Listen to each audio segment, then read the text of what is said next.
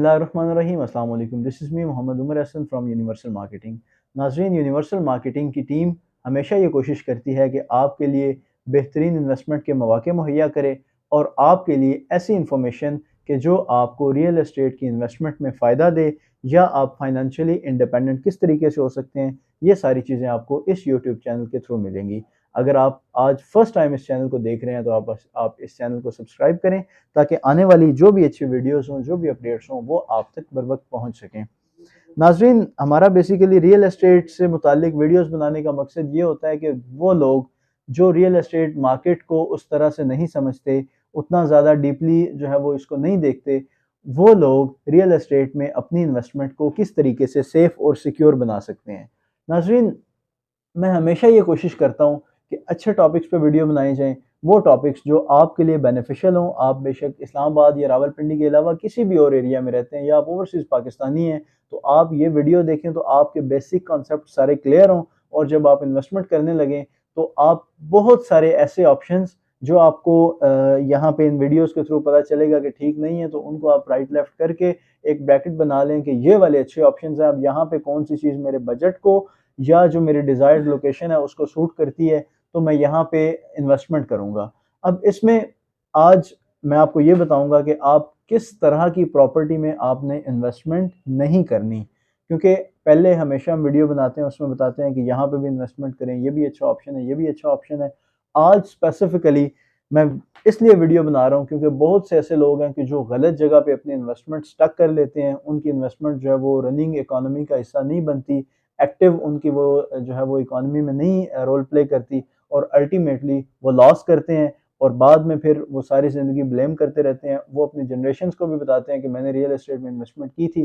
क्योंकि उन्होंने अच्छी इन्वेस्टमेंट नहीं की होती, अच्छा फ़ैसला नहीं किया होता, उनके पैसे डूब जाते हैं या उनको लॉस होता है, तो फिर वो अपनी जनरेशंस को भी ऐसा करने से मना करते हैं। अब कहाँ पे आपको इन्वेस्टमेंट नहीं करनी?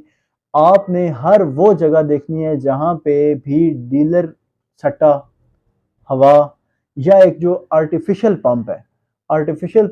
पंप जहाँ पे भी है आपने वहाँ पे इन्वेस्टमेंट कभी भी नहीं करनी। या मेरी बात नोट कर लें कि किसी भी ऐसी सोसाइटी में जहाँ पे डीलर्स आपको कह देते हैं कि जी नाइन पहले दिन ही आज लॉन्च हुई है जी 90% तो सेल हो गया है, अब और हमारे पास कोई ऑप्शन नहीं है, आप जल्दी-जल्दी यहाँ से परचेज़ कर लें। अब आप जो है वो जल्दबाज़ी में वहाँ पे बहुत ज़्यादा एक्स्ट्रा अमाउंट पे करके परचेज़ कर लेते हैं, लेकिन अल्टीमेटली होता ये है कि वो जो 90% उन्होंने कहा होता है सेल हो गया है, वो सारा फिर आहिस्ता-आहिस्ता मार्केट में आना शुरू हो जाता है, चीज़ें नीचे जाना शुरू हो जाती हैं, आपका जो प्लॉट था आपने 10 लाख का लिया था वो 6 लाख पे आ जाता है। बहुत सी ऐसी एग्ज़ाम्पल्स हैं कि वहाँ पे जो नॉर्मल एक मार्केट ट्रेंड है वो 35 या 40 लाख रेट है, लेकिन डीलर्स ने क्या किया, उन्होंने जो है वो मार्केट में एक मोनोपोली बना के उनके पास क्योंकि बाइंग कैपेसिटी होती है, होल्डिंग कैपेसिटी होती है, उन्होंने अपनी जितनी अमाउंट थी वो सारी इकट्ठी करके सब डीलर्स ने वहाँ से प्लॉट जो है वो परचेज़ करना शुरू कर दिए, परचेज़ किए, मार्केट से जो है वो प्लॉट बिल्कुल ज़ीरो कर दिया, मार्केट में कोई प्लॉट अवेलेबल नहीं है फॉर सेल। अब उन्होंने शोर मचा दिया कि यहाँ पे कोई नई सड़क बनने लगी है, कोई और इस तरह का किसी और ऐसा प्रोजेक्ट लॉन्च हो रहा है कि जो इस प्रोजेक्ट को जो है वो इसकी हाइप क्रिएट होगी। तो इस तरह के तरीकाकार करके रेट को बहुत ज़्यादा ऊपर करके डबल ट्रिपल करके उसको फिर वो सेल करना शुरू कर देते हैं और सेल इतनी कर देते हैं मतलब जो उनके पास होता है वो सारा का सारा मार्केट में और उसके बाद फिर नए सिरे से परचेज़र नहीं होता। तो इस तरह की बहुत ज़्यादा एग्ज़ाम्पल्स हैं रावलपिंडी, इस्लामाबाद में भी, दूसरे एरियाज़ में भी। तो इस तरह की जगह से आपने हमेशा बचना है, आपने हमेशा इन्वेस्टमेंट उस जगह पे करनी है जहाँ पे आप उसको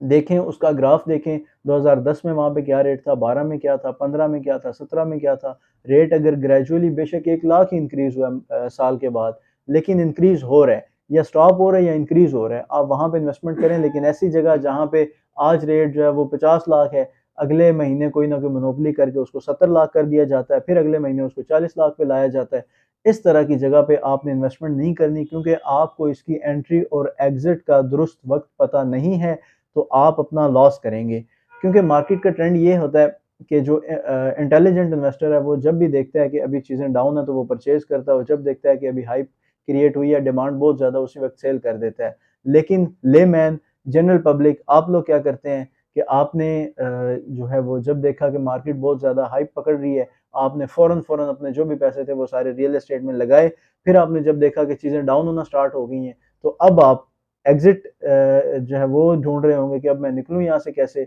70 लाख वाली चीज़ आप 40 लाख में बेच के, और फिर आपको सुनाई जाएगी कि ये और डाउन आएगा और डाउन आएगा, तो वो आप 40 लाख की बेच के और फिर 30 लाख का अपना जो है वो लॉस करके, तो अल्टीमेटली आप -30 लाख पे होते हैं। क्यों होते हैं? क्योंकि आपको अच्छी एंट्री एग्ज़िट का पता नहीं होता,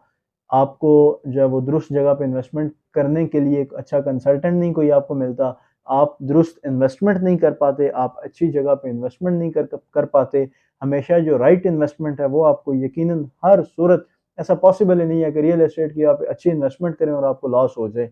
हमेशा रियल एस्टेट की इन्वेस्टमेंट पॉजिटिव डायरेक्शन में ही जाती है, बशर्ते कि आपने अच्छी जगह अच्छा फ़ैसला किया हो। अच्छा फ़ैसला करने के लिए स्क्रीन पे हमारा नंबर मौजूद है, आप इस पे कॉन्टैक्ट करें, जो अच्छे ऑप्शंस हैं वो आपके साथ शेयर किए जाएँगे, और इस तरह से आप अपनी इन्वेस्टमेंट को सेफ़ एंड सिक्योर तरीके से रियल एस्टेट की मार्केट में इन्वेस्ट कर सकेंगे। Thank you so much for watching universal marketing. अल्लाह हाफ़िज़।